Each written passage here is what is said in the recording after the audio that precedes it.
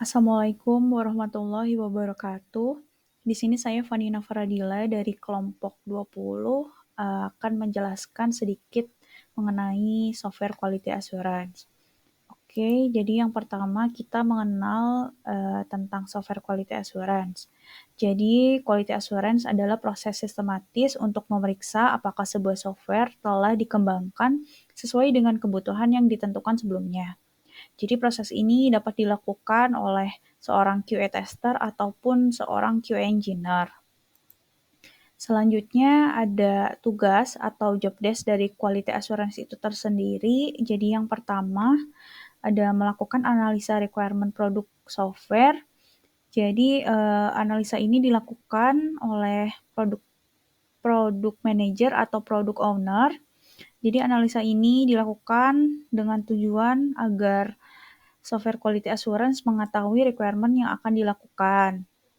Lalu yang kedua ada melakukan testing produk software.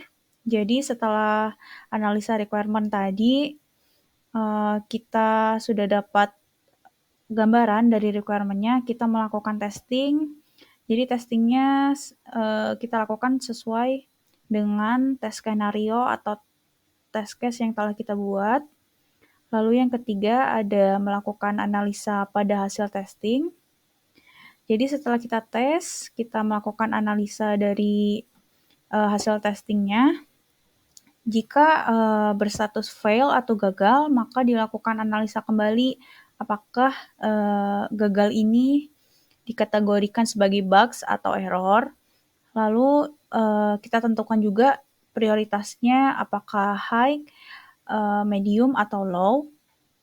Lalu yang terakhir ada mendokumentasikan hasil testing yang telah dianalisa.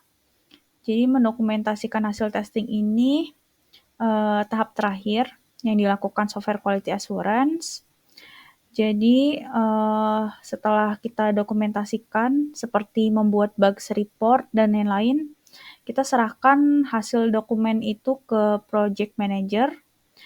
Lalu dari project manager akan diserahkan ke developer untuk ditinjau ulang dan memperbaiki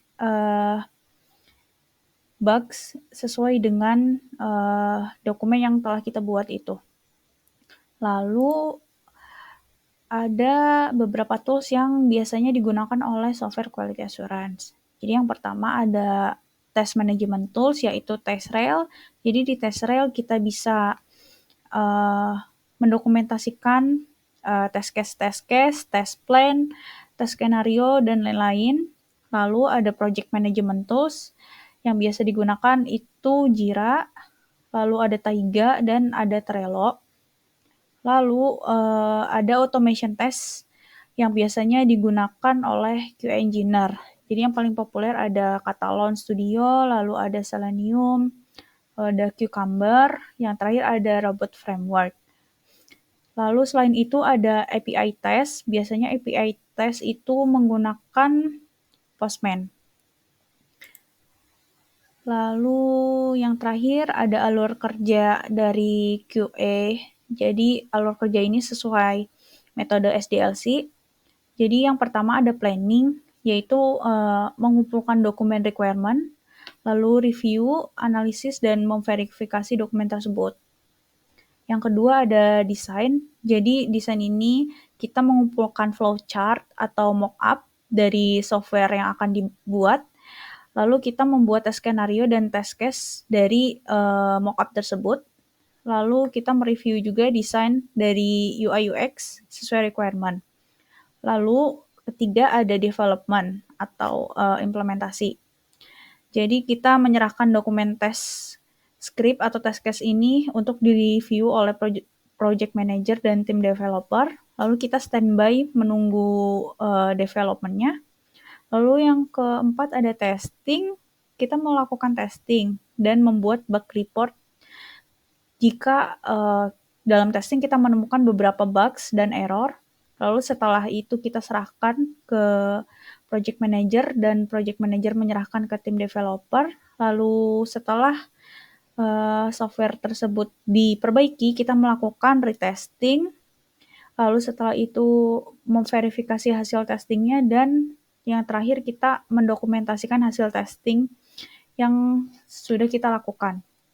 Lalu yang selanjutnya ada deployment. Jadi pada saat deployment ini kita standby, lalu kita melakukan sanity test untuk beberapa fitur utama. Lalu yang terakhir ada evaluation, jadi mengevaluasi terhadap sistem atau software yang telah dibuat dengan ketentuan requirement software yang sudah ditentukan. Mungkin itu saja yang bisa saya sampaikan.